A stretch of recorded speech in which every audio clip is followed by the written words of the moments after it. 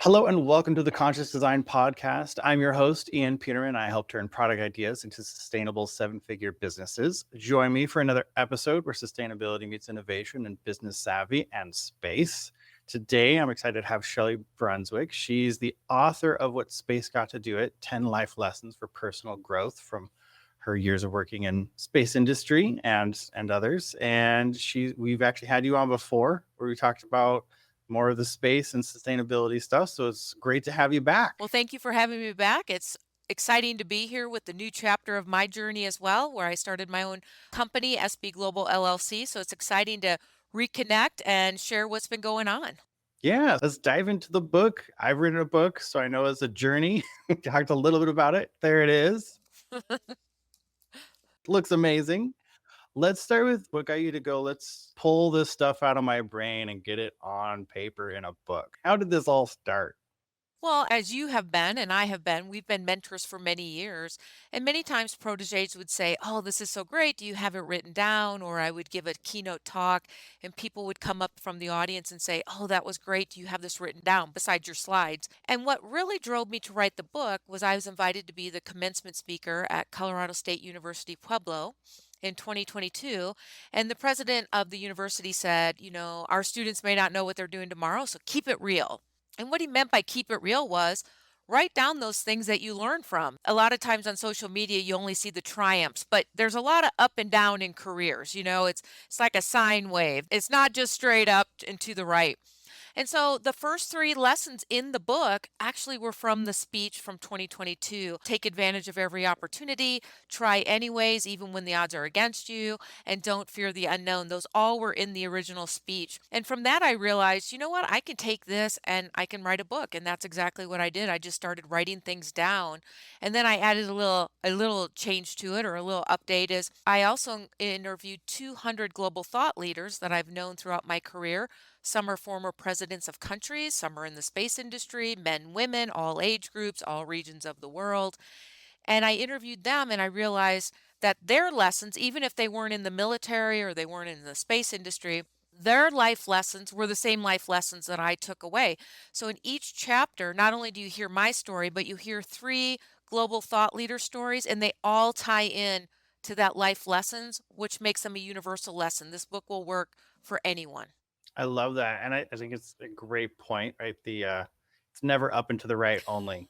That's every, every investor, everybody wishes that was the case, but there are so many downs as much as ups as you're going through, and it's the general trend you're aiming for. So it's a great point to bring up that, especially is I work with startups. They all like to think about all this nice hockey stick growth where it's just up and right. That's all. That's all you want to do, and it's good to have things like your book to go, hey, it is actually normal and okay and part of the process to have the ups and downs. It's not realistic to just go up. Exactly. And it's good to have those ups and downs, because what I've also learned is, when you try anyways, that's kind of the failure. And failure is just FAIL, first attempt in learning. And the best lessons I've ever learned are when I didn't make it the first time, or the first opportunity didn't pan out the way I thought. I learned the biggest when I didn't quite achieve what I thought I would. Yeah, it's something people have said, and I think it's said a lot, but not always listened to, is that if you always win easily, you don't really learn anything. It's easy, but it's not a learning experience. And so I fully agree. You need to have those to really learn and be able to grow, which is the goal, right? Now, tell us a little bit about this book. You have 10 life lessons. You interviewed 200 people to do this. Who is this book? I know it can go to a lot of people, but who did you have in mind specifically that would be able to get the most value out of this, as far as, when you're sitting down and writing this, who were you thinking about for this book? So I really was thinking about the young professionals who are still motivated and eager and trying to figure out how do they make their way. What are the things they need to do? And that was part of how I focused the book as well. Again, having been a mentor and a coach, what's the advice you give people, and how could I write that in a way that would empower people to take the next step? So how I structured each chapter was, the general theme, my story, then the three thought leaders' stories, And then instead of a conclusion, I called it turning insights into action. It's real actionable steps that somebody reading it could do Mm. next. What are free courses they could take online? What are organizations they could join? How can they find a mentor? What are webinars they could watch? Obviously, including yours. And what could people do? And so, if they were just talking to me, these are things that I would give to anybody that these are great next steps. And so, actually writing it down and then providing the references. Here's all the links and everything. So the book is really an action plan for somebody, and probably somebody who's either starting their career or even I'd say mid career. I've coached a lot of mid career individuals who maybe were in the oil and gas business or the healthcare industry, and they always wanted to be in the space business, but they didn't know how. And 30 years ago, there was no way to come into the space business for them because it was very government run. But now they could pack up their little skills that they've learned through their career being in sales or leadership, and they can now come into the space industry. So the book is really designed for somebody who's looking at something new, whether you're starting a new career, transitioning careers, or even for senior leaders who are thinking about how do I reconnect with my workforce, my team, how do I motivate them? Because the workforce dynamic has changed as well. So it's just some fun things that could even be for senior leaders to embrace and learn. I love that. That's awesome. And love that you bring up the space industry because one, I love it. I've always been fascinated with space, but it's also an interesting industry to try to wrap your head around and get involved with because like you said it's been heavily government military for so long, and it's only recently that this is transitioned into something where your everyday work skills can actually go into and be used in that industry. There's not many times I feel like in somebody's lifetime really of a new completely new industry appearing like that and becoming accessible. And so I love how you're helping to address some of that. I'm going, this is how you can start to get into that, how you can leverage these quote unquote normal life skills that you get in working out in industry and be able to bring it to this new and very exciting, growing, taking off, as you were saying, early industry that's here now. Absolutely. A lot of times when people think about space, they're still thinking back to 60 years ago, the Apollo era. Two countries in a space race, government workers, STEM professionals, primarily male. And now we pivot forward 60 years, and there's more than 90 countries that are operating in space, and many more that want to.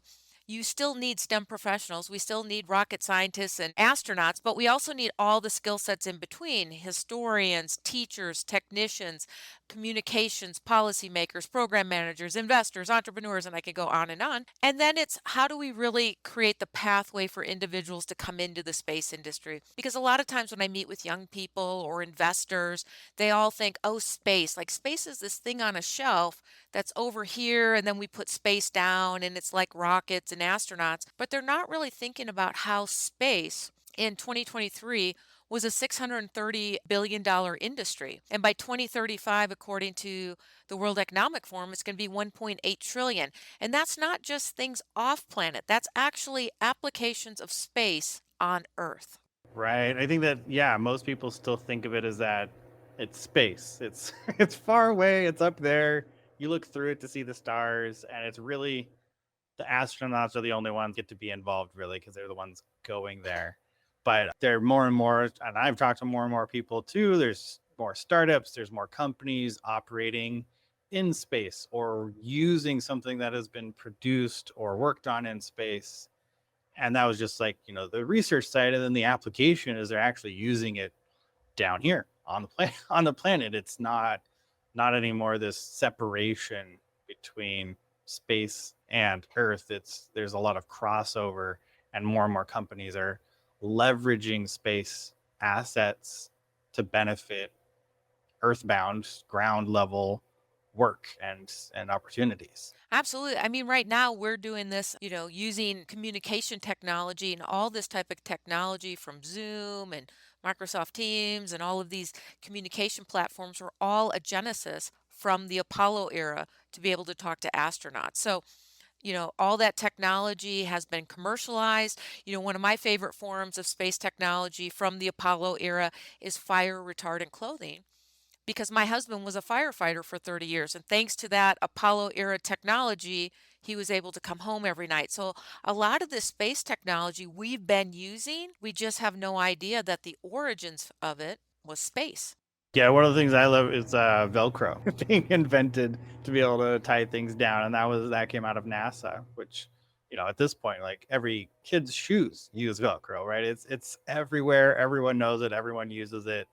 But again, people don't think about, oh, this is technology that was developed for space application, and just how valuable it can be when you take that and you begin to commercialize it and use it for the rest of the world and other applications. Well, I know another one that you'll probably be a fan of, WD-40.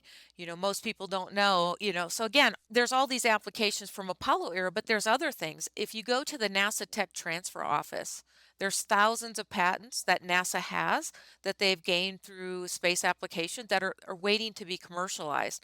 So any of your audience, you said you coach young entrepreneurs, if they're looking for ideation ideas, go to that NASA Tech Transfer Office, look at the different application, whether it's healthcare or energy, communications, agriculture. There might be something in there that either A, you've already thought about it and this might give you something to do, or you might decide to apply for that patent and maybe you could commercialize that technology and bring it to market. Yes, that is very important. I've known some people that's what they do is they go through that because there's a literal treasure trove of ideas and patents in there that people can grab. I wanted to talk a little bit about, you mentioned obviously more and more women are getting into space, and I know you've done a lot of work, you've spoken, you talk about helping get more women involved. And as a father of three girls, this is important. I think it's really important that this opportunity is available and people know about it. So I would love for you to talk a little bit about how that's changed, because people do. I mean, most of the time you think about astronaut, it's a guy, space rocket engineer, it's a guy, right? How has that been changing? And maybe even how people could leverage your book into helping get over that and moving into that space as a woman. Well, I will share in the book, I have men and women because it's open to all.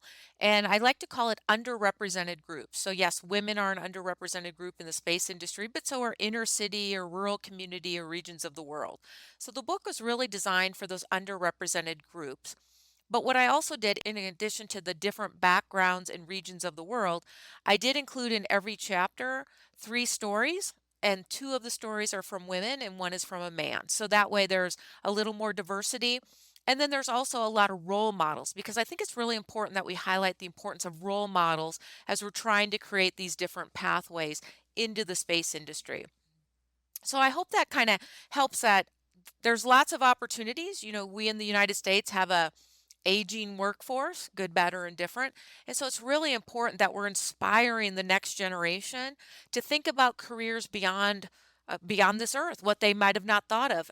And their careers have an intersection in space. So yes, there's space, NASA, astronauts, and rockets, but then there's all these adjacent careers. There could be space in healthcare, space in AI, space in manufacturing, advanced manufacturing, orbital debris removal, space in energy and energy storage, space in biotech. So there's a lot of ways that individuals could have a passion for something, but it can intersect with space. I was traveling to Saudi Arabia earlier this month to attend their annual LEAP conference. And I was sitting next to a woman and we were talking about space. And she goes, "Oh, my son would be so excited to be here and talk to you about space. But it's too late for him." And I go, "Well, what do you mean it's too late?" He goes, "Oh, he's 27 and he's finishing his residency. He's going to be a doctor." And I said, "It's just beginning. We need medical doctors who want to look at space application and apply that here on Earth. There's all these things we're learning about living in microgravity environment, living in space that causes challenges to the human body, or we're using space to research cancer and solve challenges." So I said, if he's interested in space, we will absolutely love to have him join us in figuring out how we can create new cures for challenges here on Earth using space, artificial intelligence, and that microgravity environment.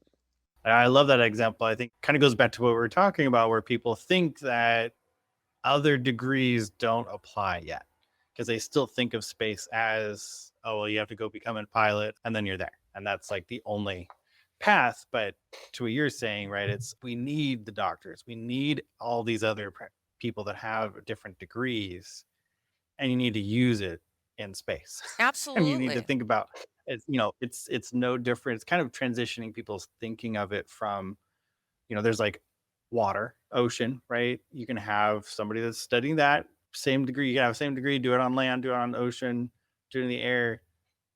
Space is just another location. It's like an office location. It's not a different category that you have to have some crazy special degree and be a pilot and go fly a spaceship in order to go out there and do something. Absolutely. And one of the people I like to highlight is Dr. Nicole Wagner, who is a medical doctor who's very passionate about macular degeneration, which is a form of blindness that comes on as you get older. And there's no cure right now. And what she's doing is 3D printing a lens replacement that would solve that.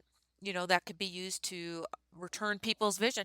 But what she's doing is she's 3D printing this on the International Space Station, because the way the protein 3D prints in microgravity environment is far superior to how it prints here on Earth. So she's not a space person. She's a doctor trying to solve a real healthcare application, but because of the way space and that environment can help create the solution, it's a better and more cost-effective solution than doing it on Earth. So there's lots of opportunities for medical doctors and biotech and health solutions to be part of the space industry in a vertical that's maybe not directly space, but that's using space to help solve real Earth problems. I love you mentioned that because the microgravity environment is just something that's unique, right? The reason that she's doing it there is you can't achieve that anywhere on Earth. Exactly. You just can't. I say we seem to get more anomalies or flaws when we try to 3D print organic material on Earth. And obviously, for the FDA and for putting something in someone's eye, you don't want flaws. So then you have waste, and then that's a loss for a business. So you can really 3D print more efficiently on the International Space Station, which again opens up the opportunity for manufacturing in space, not only a government owned space station like the International Space Station, but commercial space stations for real world applications that companies could now do work on a commercial space station. Hey, it's your host, Ian. I'm really glad you're enjoying this episode. I absolutely love highlighting amazing brands and founders for the awesome things they are doing. I've helped hundreds of entrepreneurs and businesses like yours turn their boldest ideas into powerful, purpose-driven brands. So if you're serious about building a brand people love, like our guests and clients do, and one that you're proud to stand behind, I invite you to dive a bit deeper with our book, Conscious Design. Inside, you'll discover the exact framework and steps we use to help entrepreneurs like you turn purpose into a powerful, impact-driven brand. A brand that stands out, attracts loyal customers, and drives sustainable growth with social and environmental responsibility woven into its DNA. Grab your copy today. You can find it on our website, consciousdesignhouse.com, or just find the link below in the show notes. Enjoy the rest of the episode, and don't forget to like, subscribe, and share.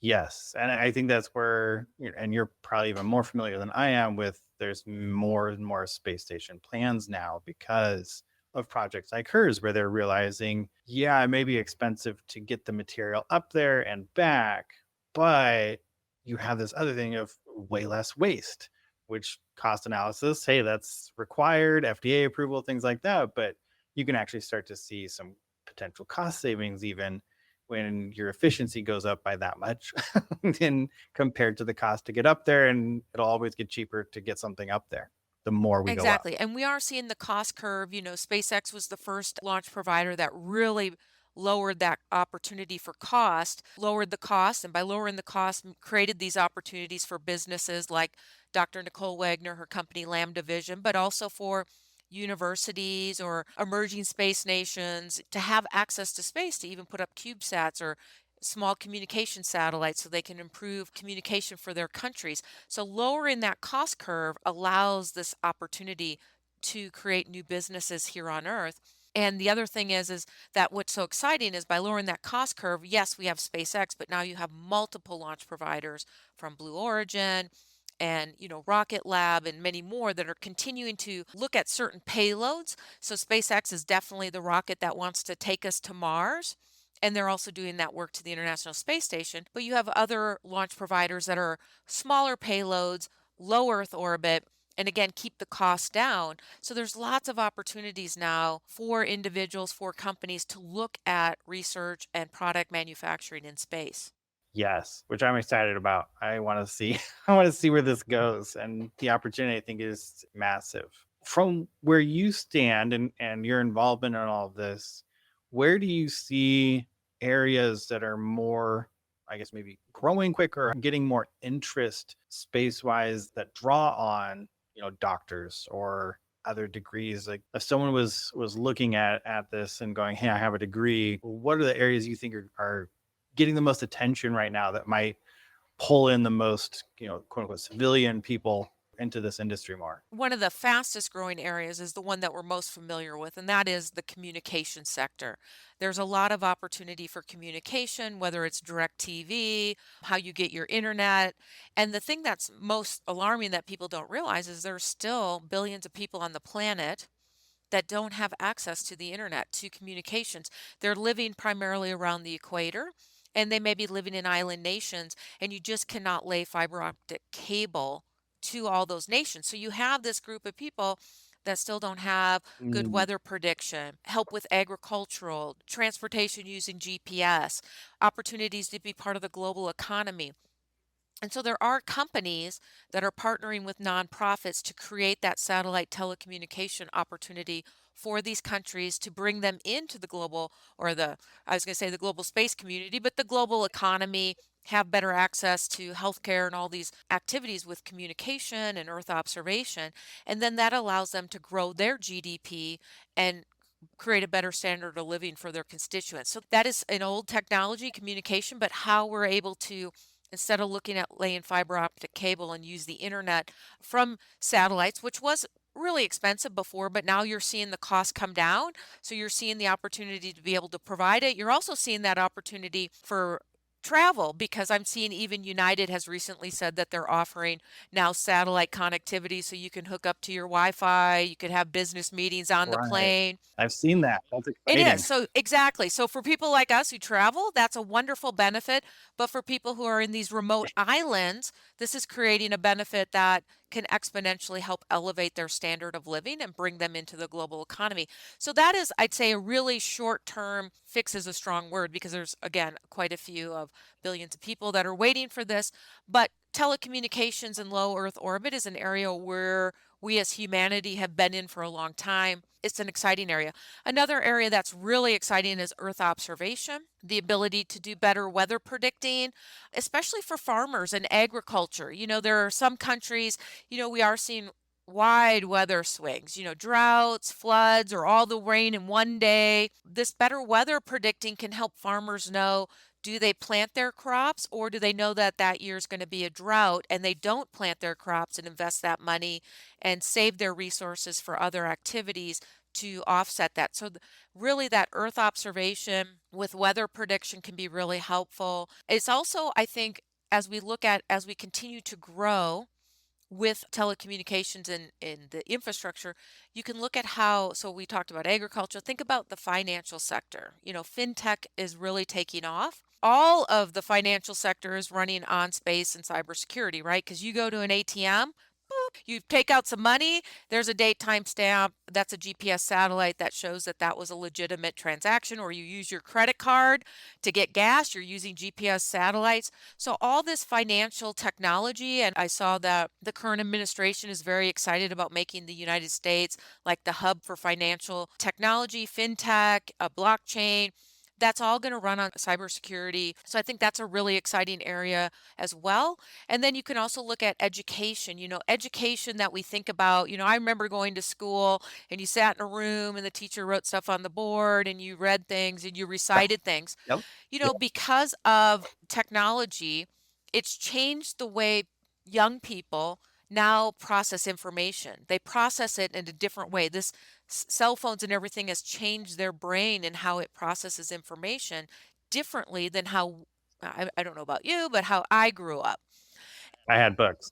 That was Exactly. my So now we're seeing how we can take space technology and help to use artificial intelligence and really create a different type of educational system. Now, again, this is going to be dependent on having good telecommunications from satellites because there are parts of the world, even parts of the United States, think about tribal lands, remote parts of the United States that don't have access to the internet. So the only way that you could pivot to this more personalized education that benefits the rapid change of technology is if you have access to satellite communication. So, again, just a few areas, but you can also think about public safety, transportation, healthcare. We talked about one application, but there are a myriad of applications that are using health applications that can help humans right now on Earth solve challenges, life threatening diseases. So, it's a really exciting time for people to see what am I passionate about? How do I want to contribute? And is there a way that space intersects that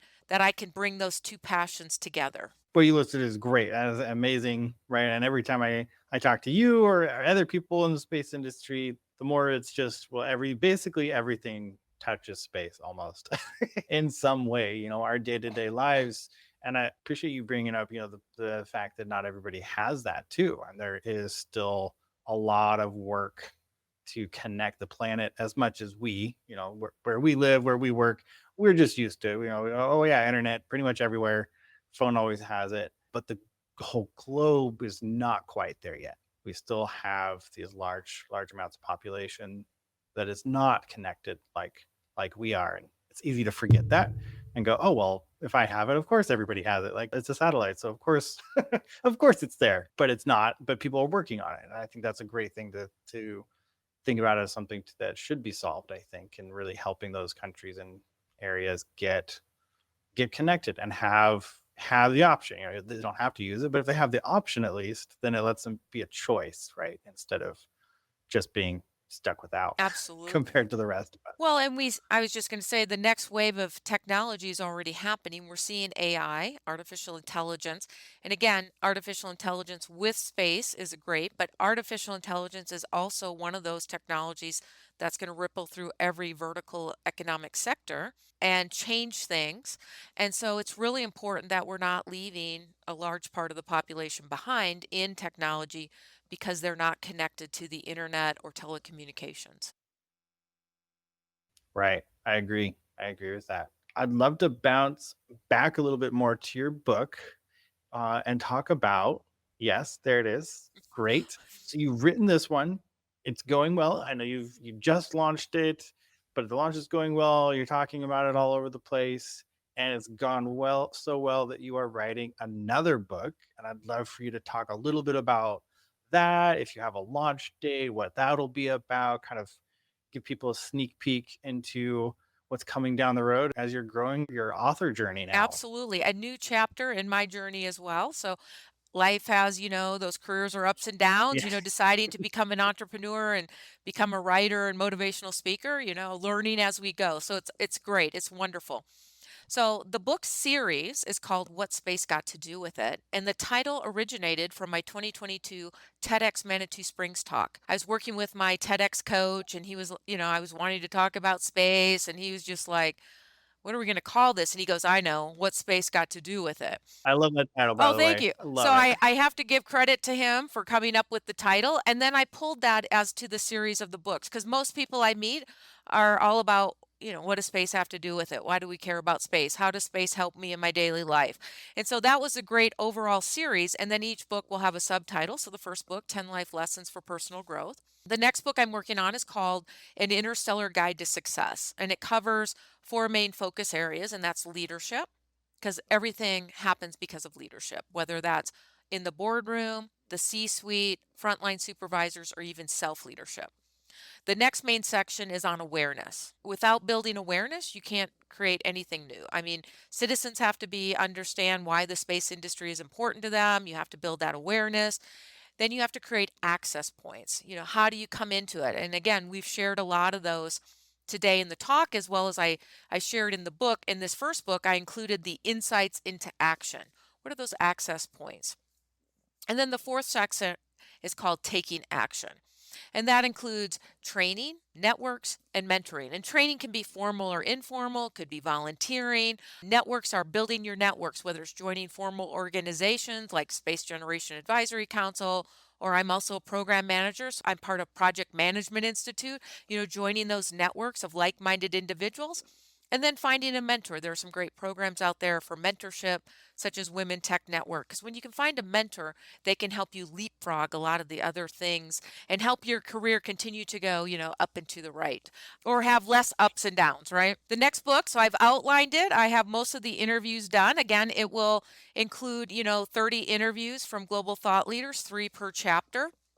And again, starting with that leadership. And since I kicked off the first book with the interview from Her Excellency, Dr. Rosalía Ortega, who is the first woman president of Ecuador, who was deposed by a military coup, I, of course, in the second book, will kick off the book with an interview from another former president. So I'll leave that a secret at the moment. But it will start with a story of a female president. And then it will have those 30 stories that tie into the chapter. And again, it will also have, each chapter will have those insights into action. How can you take what we've read in the story? What are the next steps? What are books? What are articles? What are webinars? What are groups you can join to help you continue your journey and development? I love it. I'm excited to see when that one comes out. Do you have an estimate when you think you'll be able to launch or Well, the goal would be during World Space Week, which is the first week of October. I'm targeting that, but anything can happen over the next 6 months to, always? you get a new contract or you get a new opportunity comes along. So, but right now we are on target for the first week of October, which is World Space Week. The book is outlined. We have the cover artwork is already done and ready to go. So it's just a matter of I'm almost done with the last few interviews and then I'm ready to start writing. So I'm excited. The stories for me as a writer, I'm excited to write. Okay, I don't love the process of writing. You and I talked about that. Writing is a job. For those who Yeah, maybe, it is. for those who think it's easy, it's really not. The sooner you get it kind of out of your head and on paper, and there are so many great ways you can do that now. One, some people just like to write on a blank sheet of paper. The other thing, you can record it and then transcribe that recording into transcript, and then you can enhance that. So there's a lot of ways to write. So for people in your audience, writing is a good way of reflecting on what you've learned and then just putting it down. What I've learned is by writing, it really helps reinforce my learning of an idea. Going through the process of writing a book not only enforced my understanding of how you write a book, like there's a business in writing a book, but then how I actually process the information in each of the chapters and how I grew through the process. So I will share with your audience who are looking for opportunities for professional growth. It's great to read something, but actually they call that breathing in. Reading is like breathing in, but when you write it, that's like exhaling. So what did you read and can you write like a paragraph about it? And that helps solidify it for you in Yeah, you're closing that you're loop right closing there. the You're loop. okay. That makes sense. I mean, I've always writing things has always helped, but I love that description of it's inhaling and reading and exhaling is writing. It makes perfect sense. Great visual for that. I love that one of the things you said about your book reminded me in our book is that we started our process for conscious design is starting with observation. And because you have to be aware, you have to be aware of everything before you start just jumping into something. You have to spend that time. So I love that you brought that up. Being that awareness portion is really key because I found that invaluable in my career designing things. If you're going to do anything really, and especially in designing product, you got to do that. Become aware of everything, observe things, and then when you have that information, then you can go and create a solution and aim towards your goal. Well, and even for me writing the book, people were like, "We want to hear your story," and I wanted to share my story, but I don't think my story is exciting as maybe other people do. But what I realized is I had a certain journey. Like my journey into the space industry was both traditional and non-traditional.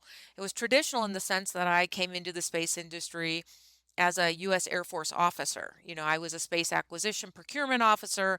I purchased the satellites and launch vehicles from companies like Boeing and Lockheed and Northrop Grumman and so on. But it was non-traditional because I don't have a STEM degree. I have a business degree. I have an undergraduate in business and an MBA. So I was both a traditional and non-traditional person coming into the space industry. But by interviewing the 200 global thought leaders and then including the diversity of interviews in the book, it highlights that even though my story may not resonate with somebody in South America or Africa or Asia or the Middle East. I included individuals from those regions, and then that helps tie in, like you said, that observation, that awareness piece, that I'm one story, but when I add it with these other stories, now we kind of create a universal truth of that awareness.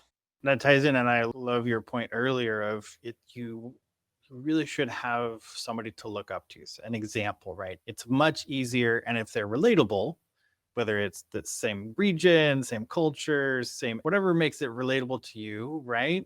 Really helps you understand the path and understand how to go about it, because you get to look in a mirror a little bit and go, oh, they're like me.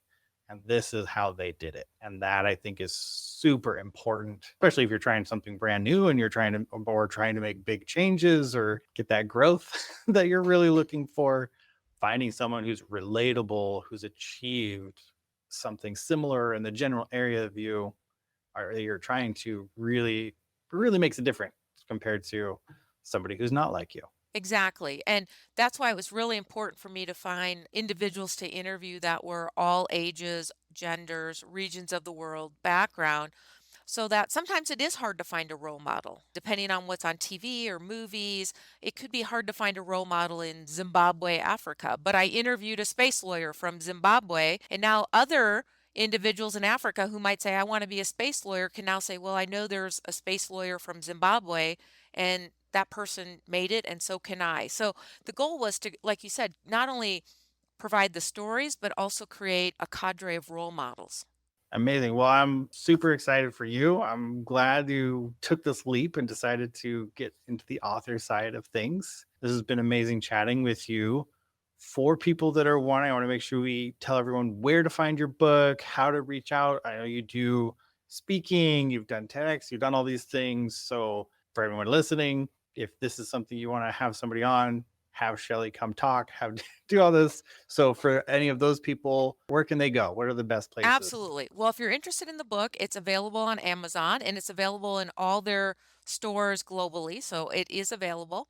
The other thing is, I have created a keynote speech on the book. So if you just want to have me come and talk about the keynotes and the key takeaways, I've also created a workshop where we go through each chapter and we can do a workshop together. So that's a little bit about the book. But again, I talk about a lot of things from space in our daily lives. Obviously, the book, 10 Life Lessons for Personal Growth. The next book I've already outlined as a talk as well, An Interstellar Guide to Success, where we talk about leadership, awareness, access, and action. And then the next book in the series is going to be Out of This World Leadership, where I talk about, being inspirational, being authentic, and having gratitude. And that's also designed as a talk. So I'm a real universal player where I can talk about a lot of things from motivation to space and just make it a fun, dynamic discussion. You can go to my Shelli Brunswick website, or you can find me on Shelli Brunswick, LinkedIn, X, Instagram. I'm there, and I look forward to connecting with your audience.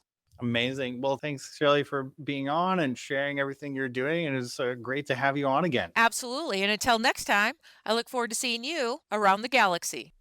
And that wraps up another episode of the Conscious Design Podcast. If today's episode inspired you to bring your product idea to life and turn it into a sustainable 7-figure business, visit petermanfirm.com or click the link below.